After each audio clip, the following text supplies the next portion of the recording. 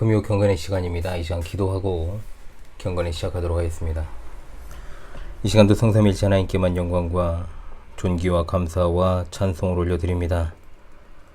어느덧 9월의 마지막 금요일을 맞이하게 하시고 명절 연휴를 보내고 있습니다. 삶 가운데들 우리와 함께 하신 하나님의 크신 은혜와 사랑에 감사합니다. 이번 주를 마무리하면서 또 한 달의 시간들을 정리하면서 경건의 시간을 갖도록 우리 삶을 또한 연장하여 주셨사오니 하나님의 말씀을 통한 뜻을 바로 알아 순종하도록 성령의 조명하심과 인도하심만을 의지하며 살기를 원합니다. 지나온 시간 가운데 우리의 생각과 말과 행동으로 지은 죄악들을 회개하오니 우리를 긍휼히 여기사 하나님의 백성으로서의 본분과 자세와 태도를 잃어버리지 않게 늘 성령으로 충만하게 하옵소서. 이 시간도 여러 환경과 상황 가운데 애쓰며 분투하는 하늘 가족들을 기억해 주시고 한 달을 마무리하면서 어디에 있든지 무엇을 하든지 우리 하나님만 바랄 것을 믿습니다. 심히 어려운 환경과 또한 세상 가운데 묵묵히 애쓰며 주님을 의지하고 나아가는 주의 백성들에게 하나님의 은혜의 해를 비추어 주시옵소서. 오늘도 하나님의 정확무한 말씀인 히브리서를 이 종으로 하여금 잠깐 강설하게 하셨습니다. 전하는 종에게 은혜를 더한 입혀 주옵시고 듣는 이들의 마음을 성령께서 조명하사 말씀에 순종하여 하나님께만 영광을 돌리게 하옵소서.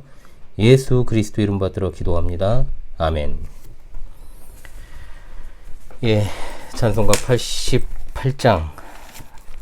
찬송가 88장 우리 함께 부릅니다. 통일 찬송가 동일합니다. 찬송가 88장입니다. 내 진정 사모하는 친구가 되신 구주 예수님은 아름다워라. 산 밑에 백합화요 빛나는 새벽별 주님 영원할 길 아주 없도다. 내 맘이 아플 적에 큰 위로 되시며 나 외로울 때 좋은 친구라. 주는 저 산 밑에 백합 빛나는 새벽별 이 땅 위에 비길 것이 없도다. 내 맘의 모든 염려 이 세상 고락도 주님 항상 같이 하여 주시고 시험을 당할 때에 악마의 개교를 즉시 물리치사 나를 지키네. 온 세상 날 버려도 주 예수 안 버려 끝까지 나를 돌아보시니 주는 저 산 밑에 백합 빛나는 새벽별 이 땅 위에 비길 것이 없도다. 내 맘을 다하여서 주님을 따르면 길이 길이 나를 사랑하리니 물불이 두렵지 않고 장검도 겁없네. 주는 높은 산성 내 방패시라. 내 영혼 먹이시는 그 은혜 누리고 나 친히 주를 뵙기 원하네. 주는 저 산 밑에 백합 빛나는 새벽별 이 땅 위에 비길 것이 없도다. 아멘. 아멘. 히브리서 계속 이어서 보도록 하겠습니다. 히브리서 10장 19절로 39절의 말씀입니다. 히브리서 10장 19절로 39절의 말씀을 제가 낭독하겠습니다. 그러므로 형제들아 우리가 예수의 피를 힘입어 성소에 들어갈 담력을 얻었나니 그 길은 우리를 위하여 휘장 가운데로 열어놓으신 새로운 살 길이요 휘장은 곧 그의 육체니라. 또 하나님의 집 다스리는 큰 제사장이 계심에 우리가 마음의 뿌림을 받아 악한 양심으로부터 벗어나고 몸은 맑은 물로 씻음을 받았으니 참 마음과 온전한 믿음으로 하나님께 나아가자. 또 약속하신 이는 믿으시니 우리가 믿는 도리의 소망을 움직이지 말며 굳게 잡고 서로 돌아보아 사랑과 선행을 격려하며 모이기를 피하는 어떤 사람들의 습관과 같이 하지 말고 오직 권하여 그날이 가까움을 볼수록 더욱 그리하자. 우리가 진리를 아는 지식을 받은 후 짐짓 죄를 범한즉 다시 속지 않은 제사가 없고 오직 무서운 마음으로 심판을 기다리는 것과 대적하는 자를 태울 맹렬한 불만이 있으리라. 모세의 법을 폐한 자도 두세 증인으로 말미암아 불쌍히 여김을 받지 못하고 죽었거든 하물며 하나님의 아들을 짓밟고 자기를 거룩하게 한 언약의 피를 부정한 것으로 여기고 은혜의 성령을 욕되게 하는 자가 당연히 받을 형벌은 얼마나 더 무겁겠느냐. 너희는 생각하라. 원수 갚는 것이 내게 있으니 내가 갚으리라 하시고 또다시 주께서 그의 백성을 심판하리라 말씀하신 것을 우리가 아노니 살아계신 하나님의 손에 빠져 들어가는 것이 무서울진저. 전날에 너희가 빛을 받은 후에 고난의 큰 싸움을 견디어낸 것을 생각하라. 혹은 비방과 환란으로서 사람에게 구경거리가 되고 혹은 이런 형편에 있는 자들과 사귀는 자가 되었으니 너희가 갇힌 자를 동정하고 너희 소유를 빼앗기는 것도 기쁘게 당한 것은 더 낫고 연구한 소유가 있는 줄 알미라. 그러므로 너희 담대함을 버리지 말라. 이것이 큰 상을 얻게 하느니라. 너희에게 인내가 필요함은 너희가 하나님의 뜻을 행한 후에 약속하신 것을 받기 위함이라. 잠깐 후면 오실 이가 오시리니 지체하지 아니하시리라. 나의 의인은 믿음으로 말미암아 살리라. 또한 뒤로 물러가면 내 마음이 그를 기뻐하지 아니하리라 하셨느니라. 우리는 뒤로 물러가 멸망할 자가 아니 오직 영혼을 구원함에 이르는 믿음을 가진 자니라. 아멘. 예. 히브리서 7장에서부터 10장 이르기까지 동일한 내용이 지금 반복되고 있습니다. 옛 언약과 새 언약을 비교하는 것이죠. 그러다가 오늘 본문을 통해서 이제 그 종지부를 찍게 됩니다. 그것은 바로 그림자와 실체라고 하는 직접적인 단어를 사용해서 율법을 그림자라 말하고 실체는 예수 그리스도이심을 명백하게 밝힙니다. 히브리서 7장으로부터 9장까지는 옛 언약이 왜 한계가 있는가, 그리고 새 언약은 어떤 면에서 탁월한가를 비교해서 논증을 했다면 10장에서는 그림자와 실체의 관계로 푼다는 걸 지난 시간을 통해 알 수 있었습니다. 그래서 지난 시간에는 새 언약의 축복을 맛보는 자들이 누리는 축복이 얼마나 이 세상 무엇과도 바꿀 수 없는 선물인가, 여기에 대해서 살폈다라고 한다면 오늘은 이 새 언약의 은혜를 맛본 자들이 어떻게 살아가야 될 것인가에 대해서 말씀을 드리고자 합니다. 새 언약의 은혜를 맛보신 우리 시청자 성도들이시오, 오늘 주신 권면과 이 경고의 말씀을 통해 더욱더 삶 가운데 성령의 열매를 맺으며 살아가시기를 간절히 소망합니다. 시은이가 문 밖에서 지금 문을 계속해서 건들고 있습니다. 오늘 주어진 본문의 중요한 본질은 7장에서 10장에 이르기까지 새 언약에 관한 핵심을 가지고 새 언약 안에서 살아가는 사람들로서 어떤 삶의 자세로 살아갈 것인가, 여기에 대해서 이제 말씀을 하는데 그 구성은 4번의 권면과 1번의 경고로 이루어져 있습니다. 권면과 경고를 살펴보기 앞서 성도님들이 미리 좀 구분을 하는 것이 필요합니다.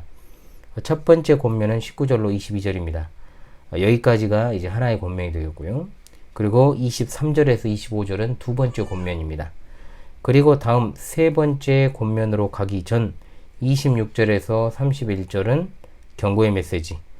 각 두 개씩의 권면 사이에 경고의 메시지를 넣음으로 더 강력하게 하나님의 뜻을 알리고자 함입니다. 그리고 32절로 34절은 세 번째 권면, 끝으로 35절로 39절까지 마지막 네 번째 권면이 되겠습니다. 이런 구조를 여러분 한눈에 파악하시고요.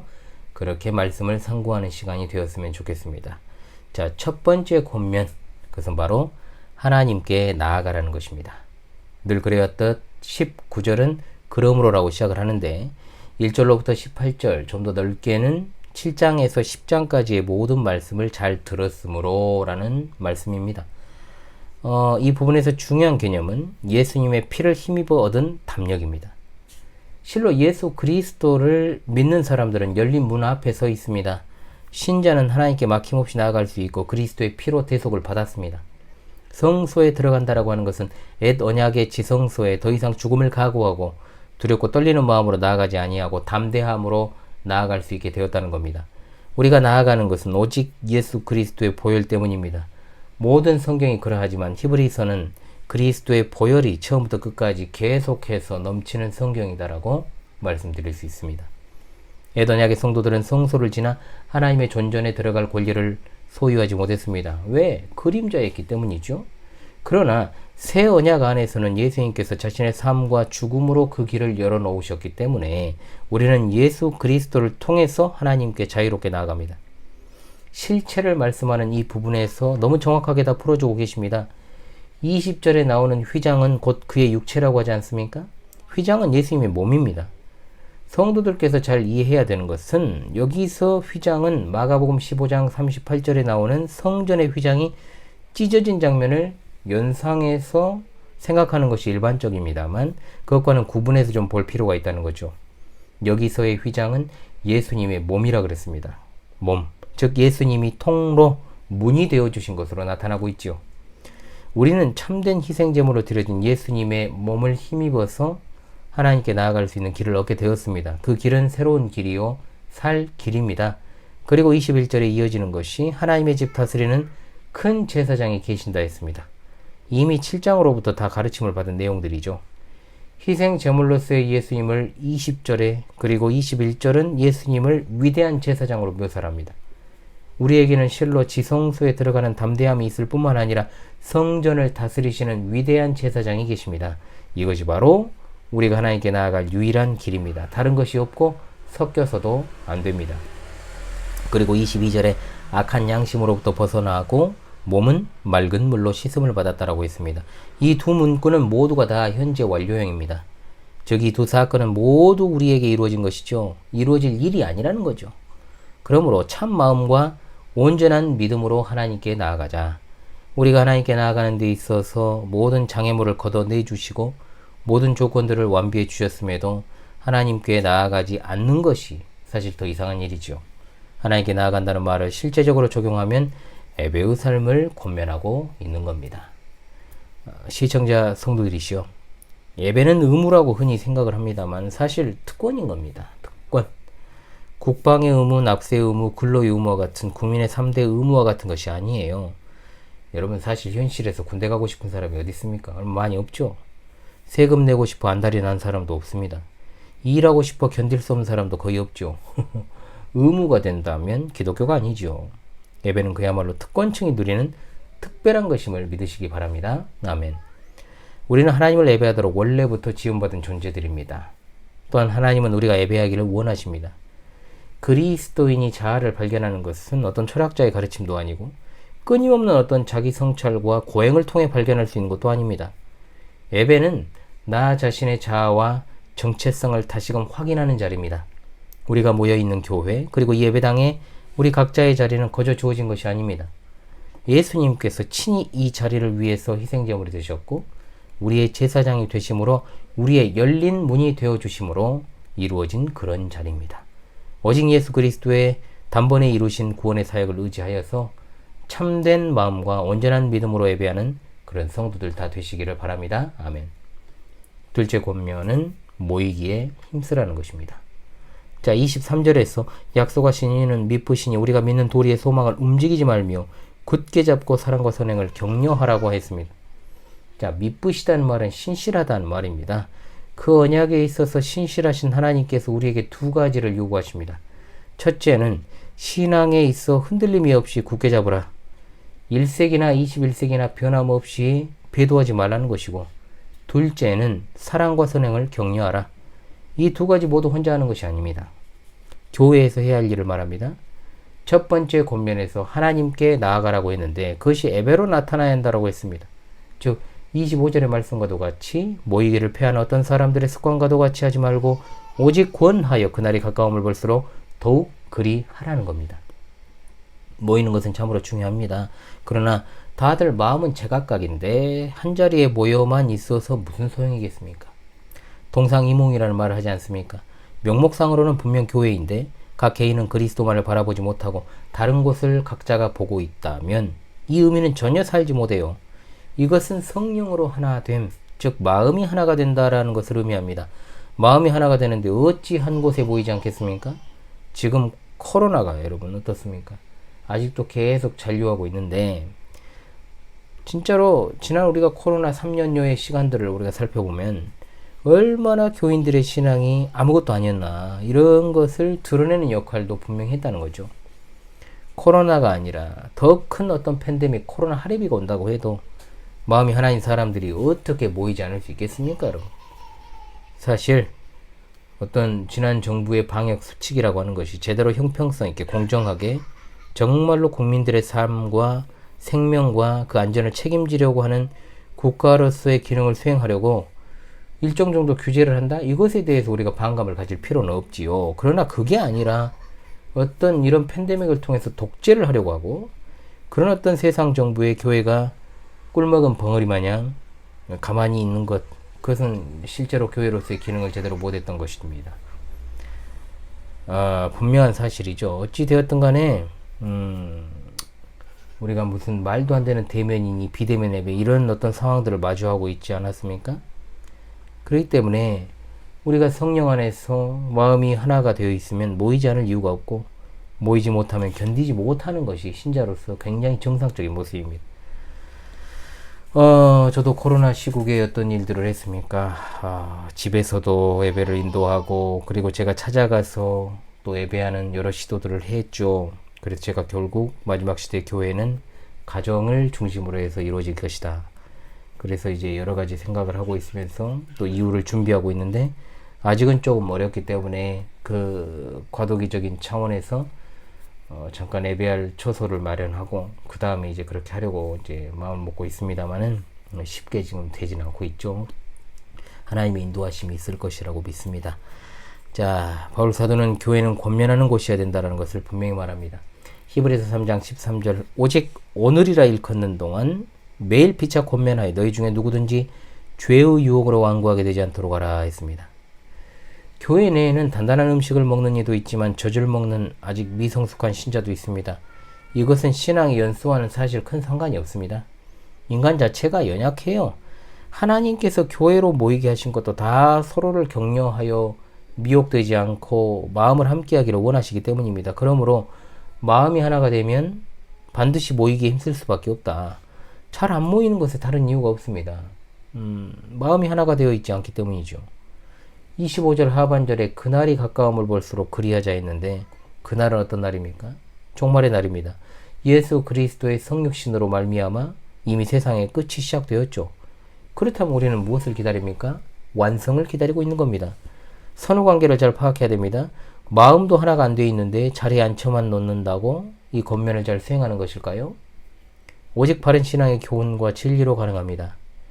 예수 그리스도께서 단번에 희생 제물이 되신 일과 우리의 유일한 제사장과 중보자 되심을 믿는다면 신앙의 견고함과 연약함에 상관없이 이제는 교회가 권면의 모임이냐 아니면 그야말로 형식에 추중한 인간적인 어떤 공동체인가, 여기에 달려 있습니다. 주께서 사랑하시는 우리 광주 신실한 교회 성도들, 그리고 우리 희원월TV 귀한 시청자 성도들이시여, 언약에 있어 절대적으로 신실하신 우리 하나님만 신뢰하시길 바랍니다. 그 도리에서 벗어나지 마십시오. 사랑과 선행을 격려하는 그런 아름다운 권면이 넘치는 교회 되기를 위해서 더욱더 힘쓰시기를 바랍니다. 자, 권면 4가지 가운데 이제 경고의 메시지가 있다라고 했습니다. 권면한 내용이 더욱더 효과적으로 우리 삶에 적용되도록 배려하신 사랑입니다. 성령께서 분명 우리에게 경고하시기를 하나님은 불로 심판하신다고 했습니다. 26절로 31절의 말씀입니다. 여기에는 히브리서에 나오는 아주 중요한 4가지의 경고가 나오죠. 2장에 복음에서 흘러 떠내려가지 말라. 3장에 나오는 하나님에게서 떨어져 나가지 말라. 6장에 배도하지 말라. 10장에도 6장과 같은 비슷한 경고가 등장합니다. 히브리서의 기록 목적을 다시금 말씀드립니다. 그리스도인들이 불신앙과 배도로 돌아서는 일이 없기를 위해서 권면하고 경고하고 위로하는 메시지라고 했죠. 26절에는 중요한 단어가 나옵니다. 짐짓. 자, 이것은 어떤 말입니까? 일부러라는 말이죠. 알면서, 자원해서, 기꺼이 혹은 자발적으로 죄를 범한다는 겁니다. 의도적으로 짓는 죄, 무의식적으로 죄를 짓는 것, 이 둘 사이에는 분명한 차이가 있습니다. 이 구절에서는 2개의 조건이 나옵니다. 첫째는 일부러 죄를 짓는 것이고, 두 번째는 진리의 지식을 받은 후에 죄를 짓는 것입니다. 이런 자들이 속죄할 방법이 없다라고 무섭게 경고하지요. 그들에게 남는 것은 무서운 심판과 맹렬한 불입니다. 진리의 지식을 받은 후라는 말은 지난 6장 4절의 말씀, 한번 빛을 받고 라는 말씀과 동일한 말씀입니다. 매번 강조를 드립니다만, 한번 구원받은 성도는 결코 구원으로부터 탈락하지 아니한다는 성도의 견인교리가 이 말씀들에 의해서 무너지는 것이 아닙니다. 1세기 당시에 열렬하게 신앙을 고백하고도 끝내 복음을 거부하고 하나님을 떠나 형식주의 유대 종교로 돌아가는 자들에게 경고하기를, 그렇게 떠나면 속죄하는 제사가 없다라고 강력하게 경고하는 겁니다. 즉, 이 말은 극단의 상황을 들어서 그렇게 되지 않기를 위해 사도가 교훈하는 것이지, 성도의 견인 교리가 서고 무너지고의 차원의 맥락에서 주어진 말씀이 아니라는 겁니다. 가라지는 처음부터 가라지입니다. 알곡이 가라지가 되고 이삭이 쭉정이가 되지 않습니다. 그 사실을 우리는 세상 끝날까지도 잊지 말아야 돼요. 현실에서 교회에서 한때는 정말 열정적으로 신앙생활을 하는 듯 보이던 사람들이 돌아서는 경우가 많죠. 저주받을 이단에 완전히 빠져버렸다거나 예수 그리스도를 대놓고 부인하는 사람을 제외하고 그 모든 사람들을 배도자라 부르는 건 생각해 봐야 되죠. 왜냐하면 과연 교회를 떠나갔던 그 사람들이 한때나마 열렬하게 신앙생활이란 걸 했을 당시에 모두가 다 그리스도를 통한 복음을 제대로 알고 고백하고 살았는지, 그렇지 않으면 그 사람들이 열렬히 신앙생활했을 당시에 그야말로 단순히 감정과 분위기에 휩쓸려서 자신이 예수님을 참되게 영접한 것으로 착각하면서 열심히 신앙 고백을 입술로 하고 또 뜨겁게 찬송을 부르고 기도하고 성례에 참여하고 또 심지어 신비한 체험을 했다 할지라도 열심히 종교활동을 하러 교회에 왔다 갔다 했던 것은 아닌지를 따져보아야 된다라고 하는 거죠. 후자가 대부분이죠. 후자가. 많은 경우에 근거 없는 맹목적인 믿음으로 가슴만 뜨거워진 형제나 자매들, 정확히 말하는 형제 자매라고 부를 수가 없죠. 그런 자들을 너무나도 많이 봐왔고 몇 해가 지나고 보면 아예 복음에서 그리고 교회에서 이탈한 자들을 많이 볼 수 있습니다. 교회의 본질을 다시금 생각하십시다. 교회는 절대로 헛된 믿음과 확신을 심어줘서는 안 됩니다. 교회의 중요한 기능은 물론 그것이 어렵지만 알곡과 가라지, 이삭과 쭉정이를 분별하여 할 수 있는 대로 최대한 가라지와 쭉정이를 구별하여 걸러내는 필터 역할을 해야 돼요. 무엇으로? 목사가 전하는 말씀의 강단에서 그렇게 하는 겁니다. 가라지의 본색은 처음에 드러나는 것이 아니라 추수 때가 가까우면 드러나기 때문에 분별하기 어렵습니다. 그러나 바른 진리의 말씀으로 무장하여 늘 파수꾼의 사명을 감당하고 경고의 나팔을 부는 교회 앞에서 마귀의 개교는 늘 도전을 받을 수밖에 없고 또한 마귀는 두려워 떨 수밖에 없음을 우리가 늘 잊지 말아야 됩니다. 그래서 배교라고 했을 때 그 기준이 될 수 있는 것이 바로 29절에서 이제 9절부터 세 가지가 등장합니다. 첫 번째, 하나님의 아들이신 그리스도의 인격을 짓밟는 것. 두 번째, 십자가에서 그리스도께서 행하신 구원사역, 즉 그 보혈을 부정하게 여기는 것이고, 세 번째, 복음을 가져다 주신 성령을 욕되게 하는 것입니다. 마지막 셋째 항목은 마태복음 12장 32절에서 예수님께서 하신 말씀과 연결이 되죠. 누구든지 말로 인자를 거역하면 사하심을 얻되 누구든지 말로 성령을 거역하면 이 세상과 오는 세상에서도 사하심을 얻지 못하리라. 이 말씀의 배경은 귀신의 왕 바알세불의 힘을 빌려 귀신을 쫓아냈다라고 바리새인들이 비난했던 그 사건입니다. 그러므로 29절의 말씀은 복음을 보고 그 의미를 이해하는 자들이 일부러 고의로 복음을 부인하는 것을 말합니다. 우린 죄인입니다. 분명 구원받은 죄인입니다. 하나님은 우리를 심판하러 오시는 것이 아니라 구원하러 오셨습니다. 요한복음 3장 16절의 위대한 말씀은 하나님의 풍성한 사랑에 대해 말합니다. 어떤 것이 불법 행위입니까? 이 선물을 받고도 그 선물을 멸시하며 하나님의 아들이신 예수님의 이름을 짓밟고 예수님의 보혈을 부정한 것으로 취급하고 하나님의 성령을 모욕하는 것입니다. 31절에 하나님께서 살아계신 하나님의 손에 빠져 들어가는 것이 얼마나 무서운 것인가를 말씀하고 있습니다. 경고의 메시지에 이어서 세 번째 권면으로 이어집니다. 32절로 34절의 말씀입니다. 이전 날들을 생각하라. 31절까지 심판이 얼마나 심각하고 필연적인 것인가를 말씀하는데 32절에서 이제 심판을 피하는 법에 대해서 말씀하죠. 무엇을 생각하라고 했습니까? 전날에 너희가 빛을 받은 후에 고난의 큰 싸움을 견뎌낸 것을 생각하라. 우리 그리스도인의 삶이 항상 일이 잘 풀리고 평탄할 때 그럴 때 무슨 그리스도인으로서 삶이 잘 드러납니까, 여러분? 아닙니다. 화려함으로 포장된 것들은 기독교를 오히려 왜곡시키는 수단들이 됩니다. 시험과 고난의 위험한 때에 그리스도인의 삶은 가장 빛이 납니다. 즉 한마디로 그리스도인의 믿음의 본질을 아는 중요한 때는 평안하고 여유로울 때가 아니라 위기의 순간입니다. 이러한 때를 통해서 주어지는 역경과 고난은 우리 하나님을 영화롭게 하는 기회로 그리고 하나님에 대한 우리의 신신함을 드러내고 내보이는 도전으로 우리가 바라보아야 된다는 거죠. 오늘 본문을 통해서 하나님께서는 그리스도인이 믿음을 통해 할 수 있는 일이 무엇인가, 그리고 고난 가운데서 하나님을 의지하는 자에게 하나님의 위로가 얼마나 충분한 것인가를 기억하고 생각하기를 바라고 계시는 겁니다. 왜 이러한 핍박과 환난이 오는 것인가?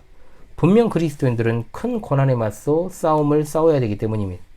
그런 시험 앞에서 너희가 견디어냈다라고 말하지 않습니까? 이 시대 교회가 어려움을 겪는 것은 사실이지만 지난번에도 말씀을 드렸습니다만 눈에 보이는 위협보다 눈에 보이지 않는 위협이 곳곳에 도사리고 있는 때라고 했습니다. 그렇습니다, 여러분. 외적인 위험이 초대교회나 우리가 초대교회 당시에 어떤 일제강점기 그리고 공산주의에 의해서 기독교가 탄압을 받고 또 압박을 당하는 수준이 아니어서인지는 몰라도 굉장히 외적으로는 일정 정도 평안해 보이는 때인 것도 사실이죠. 물리적인 강도에 있어서 말입니다. 그러나 실상 그 이면에 감춰진 진리전쟁, 영적인 전쟁은 너무나도 심화되어 있습니다. 사탄이 복음을 교묘하게 왜곡해서 복음 아닌 복음, 값싼 복음, 가짜 복음을 주입시켜서 그리스도인들에게 환난과 시험과 핍박은 온데간데 없고 믿음의 선한 싸움을 끝까지 싸울 것을 독려하지 않고 단순히 자신의 삶의 현실적인 문제만을 해결받기 위한 수단으로서의 기독교를 바라봅니다. 이런 사도계파의 누룩이 가득한 한국교회에 코로나는 전체적인 어떤 환난의 강도를 봤을 때 그냥 잽에 불과하죠. 복싱에서. 물론 이제 잽도 굉장히 잘 치는 잽이 있습니다만은. 그런데 그 살짝 쉽게 말하면 거리를 조절하기 위해서 그냥 툭 던진 그 잽 한 방에 그로기 상태가 돼가지고 어쩔 줄을 몰라 하는 그런 모습들이 있었죠. 분명히. 그야말로 상황은 훨씬 안 좋습니다. 왜냐? 육신의 게으름은 해결 방법이 있을지 몰라도 정신 상태가 썩어버리면 답이 없습니다. 지금 이 세상은 정신 상태가 썩은 자들이 넘쳐나고 있고 교회 안의 상황도 크게 다르지 않습니다. 환난을 견디려 하지 않는 것은 전혀 그리스도인의 모습이 아닙니다. 아무든지 나를 따라오려거든 자기를 부인하고 날마다 제 십자가를 지고 나를 따를 것이라. 누구든지 제 목숨을 구원하고자 하면 잃을 것이요 누구든지 나를 위하여 제 목숨을 잃으면 구원하리라. 사도행전 5장 41절의 말씀. 사도들은 그 일을 위하여 능욕받는 일에 합당한 자로 여기심을 기뻐하면서 공의 앞을 떠나니라. 아멘. 재산을 몰수당해도 더 낫고 영구한 소유가 있기 때문에 기뻐합니다. 죽음의 위협 앞에서도 마찬가지로 더 낫고 영구한 생명이 있는 줄 너희가 알미라고 했습니다. 로마서 8장 18절. 생각하건대 현재의 고난은 장차 우리에게 나타날 영광과 비교할 수 없도다. 아멘. 주께서 사랑하시는 시청자 성도들이시여, 시험과 환난 앞에서 성도됨이 그리스도인의 목표가 더 잘 드러나는 줄로 믿습니다. 우리에게는 더 낫고 영구한 소유가 있는 줄로 믿습니다. 이것은 눈에 보이는 썩어져 버릴 물질이 아닙니다. 영원한 구원입니다. 명렬한 심판을 피하는 법은 바로 그리스도라는 견고한 반석 위에 서서 복음의 적대적인 이 세상 속에서 언제나 믿음을 신실하게 지키는 것임을 믿으시기 바랍니다. 아멘. 마지막으로 네 번째 권면을 끝으로 말씀을 마무리합니다. 담대함을 버리지 말고 인내를 가지고 믿음으로 살라는 것. 자, 35절로 39절의 말씀을 여러분 눈여겨보시기 바랍니다. 자, 세 개의 핵심어에 동그라미를 해보시기 바래요.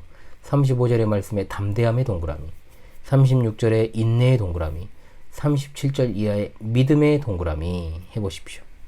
자, 담대함이란 말은 확신으로도 번역할 수 있습니다. 앞서 더 낫고 영구한 소유가 있다는 것을 알고 고난의 순간들을 견뎌낸 것에 대한 확신을 버리지 말라는 것입니다. 이 확신 때문에 더 낫고 영구한 소유를 얻게 됩니다. 더 낫고 영구한 소유를 35절에서는 큰 상이라고 말합니다. 어떻게 하면 큰 상을 받습니까? 인내입니다. 하나님의 뜻을 행한 후에 약속을 받기 위하여 인내가 필요하다는 겁니다. 이 당시의 히브리서 독자들은 이미 인내의 삶을 살고 있습니다. 비방과 환난이 도전해오는 상황 가운데서 하나님의 뜻을 행하는 데는 인내가 필요합니다. 인내는 성령의 열매입니다.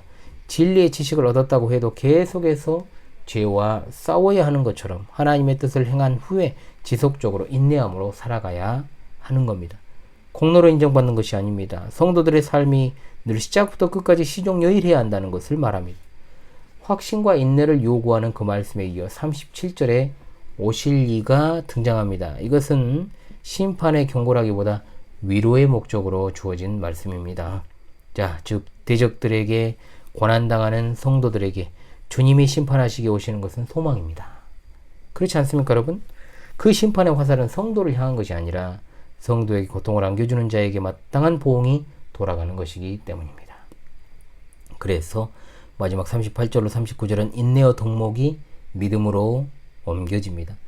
하박국 2장 4절의 말씀이 인용되었습니다. 강조하는 것은 의로운 자는 하나님에 대한 믿음으로 말미암아 강건하게 존재한다.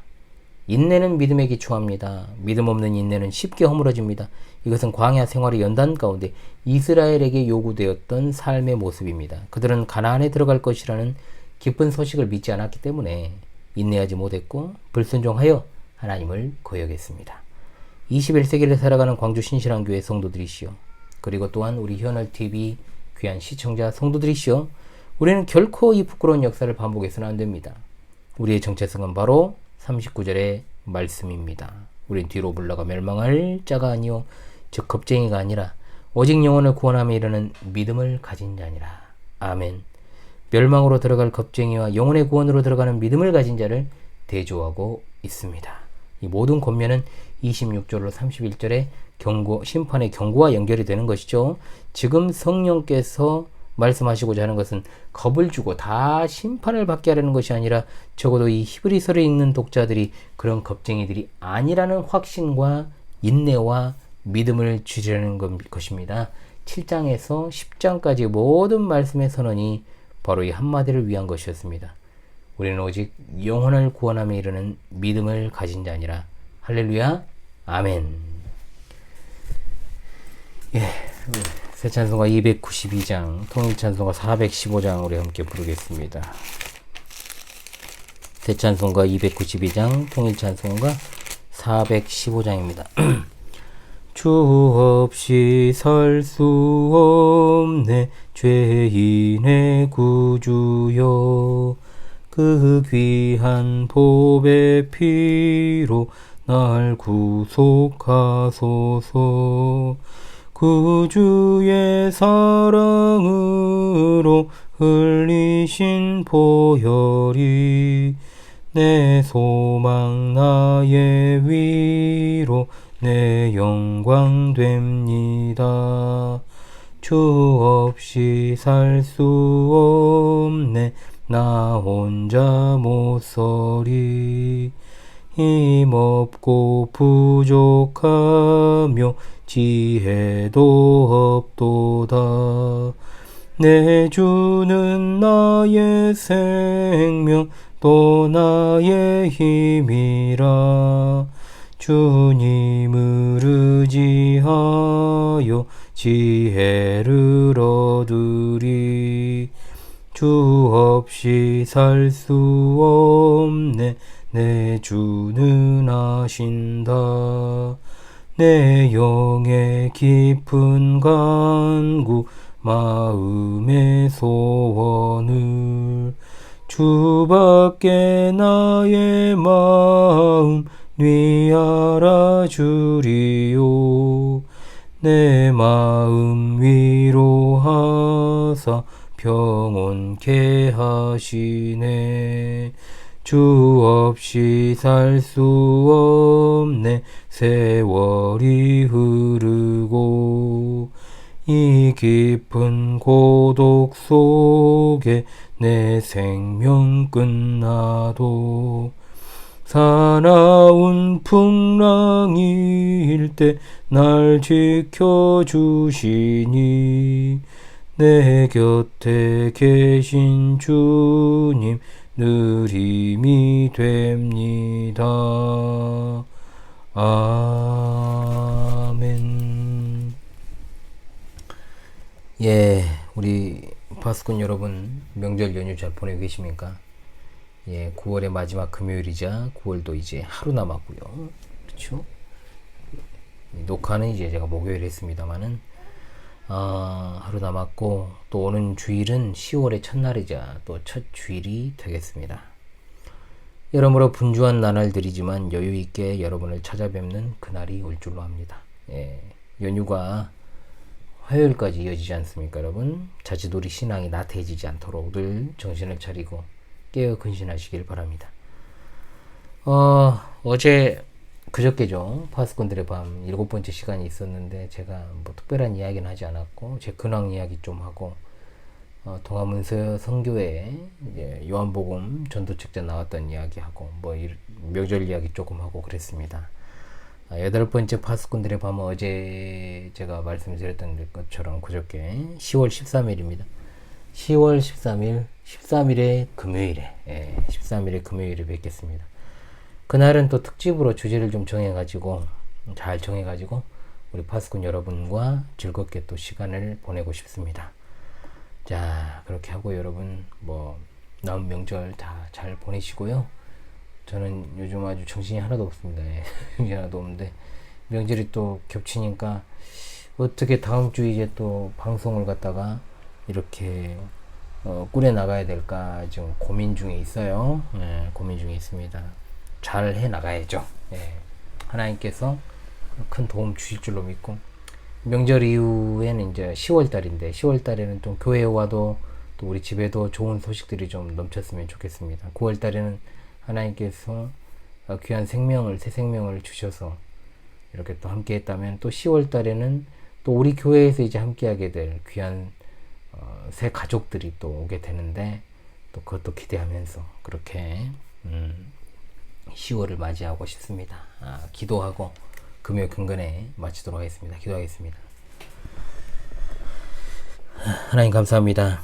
새 언약 안에서 살아가는 자들로서 하나님께 늘 나아가고 또 모이기에 힘쓰며 또 그리스도의 반석 위에 서서 복음의 적대적인 세상 속에서 언제나 믿음을 신실하게 정말 지키고 살아가기 위해 끝까지 담대함을 버리지 않고 인내하며 믿음으로 살게 하여 주옵소서. 우리를 오직 영혼을 구원함에 이르는 믿음을 가진 자로 세워주신 귀한 은혜에 감사와 찬송과 영광을 돌립니다. 하나님의 은혜 가운데 오늘 하루도 그리고 이번 한 달도 이렇게 마무리가 됩니다. 여러가지 공고한 상황과 환경에 지치지 않게 도와주옵시고, 어디에서나 언제든지 하나님의 귀한 뜻과 사명을 수행하는 일에 부족함이 없는 자들이 되게 하시며, 늘 하나님의 말씀 깨어 있어서 그 말씀에 따라 순종하게 도와주옵시고, 시대를 잘 분별하여 신실한 믿음을 준비하고 선교적인 신앙으로 살아가다가 영광 중에 오실 우리 주님 잘 맞이하게 하옵소서. 하늘 가족들 한 사람 한 사람 기억해 주옵시고, 어려움에 처해 있는 자들, 병상에 있는 이들을 붙들어 주시고 애환과 고통을 살펴주시오며 안위하여 주시고 치료하시고 회복시켜 주시기를 간절히 원합니다. 울타리를 벗어나 있는 자들이 있습니다. 주님의 긍휼하신 손길로 돌이키게 인도하여 주시고 회개하고 자복하고 회복될 수 있게 도와 주시옵소서. 우리 주님 영광 중에 다시 오시는 그날을 간절히 대망하옵고, 새 언약의 중보자 되시는 우리 주 예수 그리스도 이름 받들어 기도합니다. 아멘.